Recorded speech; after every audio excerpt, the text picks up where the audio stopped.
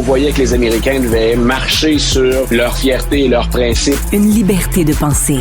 Mais il le fait d'une façon particulièrement grossière et maladroite. Une force internationale. Et même, on va plus loin. Luc La Liberté. Alors, Luc, arrêtez les presses parce que Donald Trump a annoncé qu'il allait être en direct aujourd'hui sur X.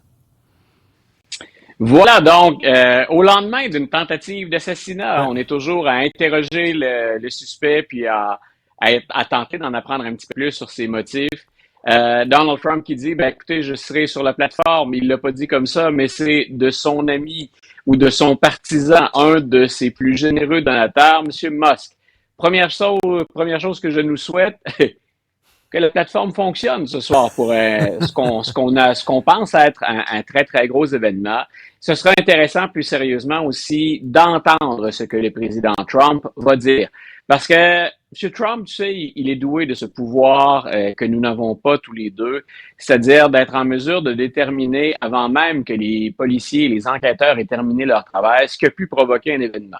Et dans les quelques mots qu'il a eus, il a d'abord tenté de rassurer tout le monde en disant « Je vais bien, je suis en bonne santé, je suis plus déterminé que jamais à revenir. » Et dans un deuxième temps, deuxième prise de parole ou deuxième sortie de Donald Trump, tout ça est arrivé en raison de Joe Biden et de Kamala Harris.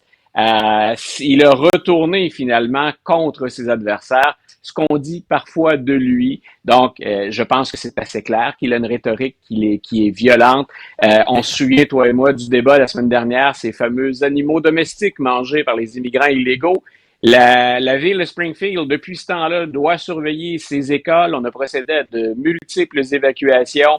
Pourquoi? Parce qu'on menace donc les immigrants de cette ville en réaction à ce que dit le président. Mais donc, le président Trump, quand il dit, grosso modo, vous voulez m'accuser, moi, d'avoir une rhétorique violente, si ce tireur-là est passé ou est venu près de passer à l'acte, c'est parce que Joe Biden et Kamala Harris ne cessent de me qualifier de fasciste ou de néo-nazi ou de dictateur, à tout le moins, en devenir. Écoute, une petite parenthèse, j'ai vu dans une publication américaine une caricature, c'est une petite fille qui parle à son prof, elle dit « Mon chien a mangé mon devoir et un immigrant a mangé mon chien ». Alors, je la trouve très drôle. Luc, ça peut l'aider, ça, quand même, là. C'est une mauvaise nouvelle, peut-être, pour les démocrates, là, cette nouvelle tentative d'assassinat. Qu'on aime ça ou pas, qu'on le fasse en se pinçant le nez ou tout se récupère au plan politique, tout a une valeur. C'est souvent dans le dosage, c'est dans la manière de récupérer ça. Quand ça arrive, des incidents comme ça, et soyons honnêtes, qu'il s'appelle Trump ou que ce soit un autre nom, ce n'est pas normal qu'une deuxième fois, en 2 mois, quelqu'un soit capable de prendre pour cible quelqu'un qui a déjà été président américain, quelqu'un qui est candidat.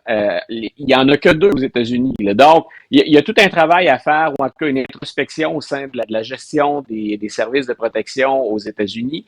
Maintenant, une des choses auxquelles j'ai pensé quand ça s'est produit, je me disais, Donald Trump, pour ses partisans, peut-être pour d'autres Américains, donc il tente de gagner le vote, il est en train de se développer une espèce d'aura d'invincibilité.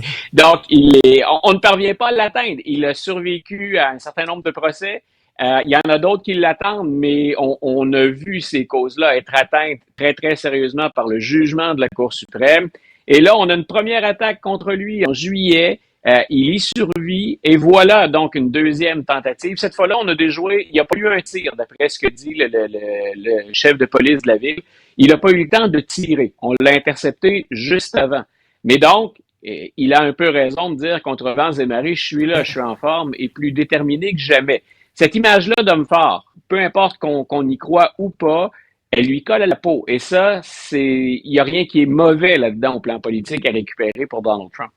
Là, ça semble être quelqu'un qui est près de l'Ukraine, qui veut défendre l'Ukraine et quoi, il aurait tiré sur Trump parce qu'il trouve que Trump est trop pro-russe, pro-Poutine?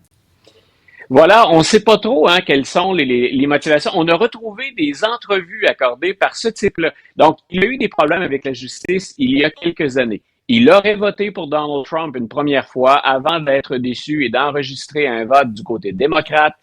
Il appuyait cette fois-ci dans le cycle les démocrates. Maintenant, sur les détails exacts, une des choses effectivement qui a été mise en évidence, c'est qu'il est allé lui-même en Ukraine. On l'a refusé là-bas parce qu'on disait, vous êtes trop âgé pour combattre. C'est 58 ou 59 ans, je pense. Là.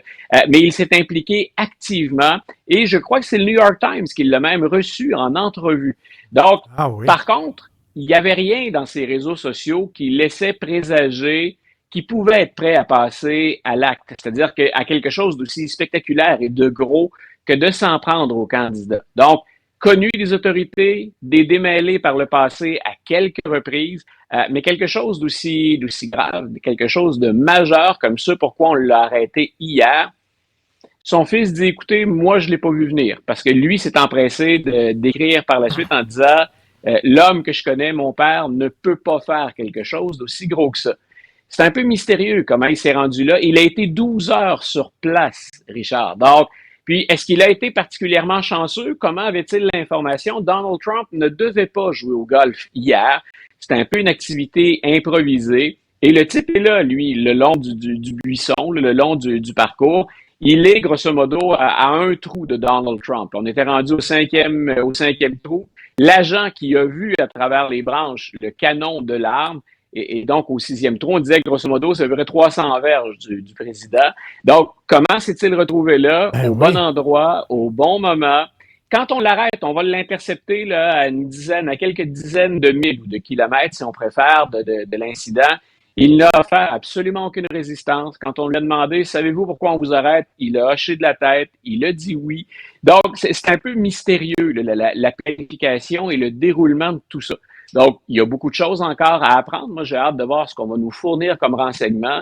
Et je répète, pour une fois, républicains et démocrates s'entendent sur au moins une chose. Après ça, ce qu'on va faire, déjà, ils se chicanent autour de ça. Mais ce n'est pas normal. On ne devrait pas voir ça.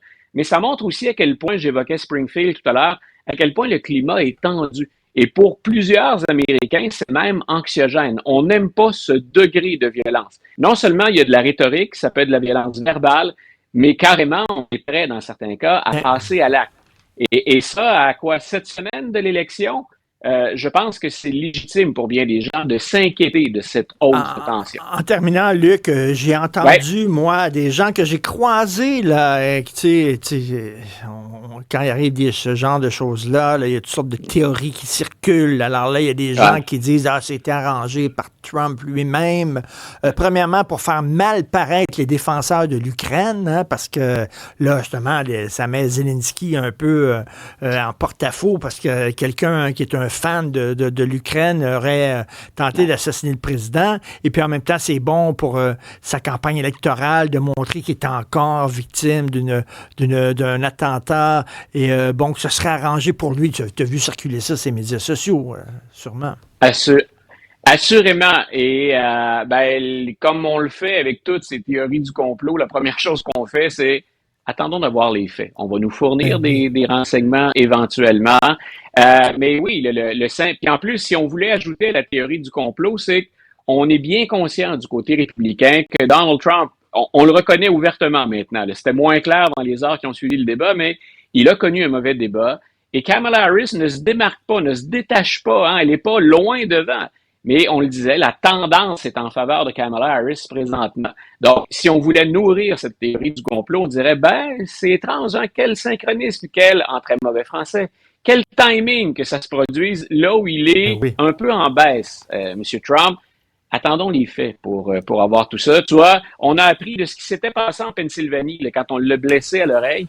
Finalement, l'individu qui a ouvert le feu, il en avait contre les politiciens, point. Une des choses qui a émané, c'est il savait où serait Biden, où serait Trump. C'est Trump qui était le plus proche. C'est sur lui qui a ouvert le feu. Donc, plus on en apprend, moins ça ressemble à ce qu'on considère être un complot. Gardons-nous encore une petite marge de manœuvre avant de nous prononcer sur ce qui s'est produit autour de ce terrain de golf. Et comme tu l'écrivais, si justement sur ta page Facebook, qu'on soit pour ou contre Trump, c'est absolument inacceptable, inadmissible ça. Merci beaucoup, Luc Laliberté. On s'en parle demain. Bonne fin de journée, Richard. Bye.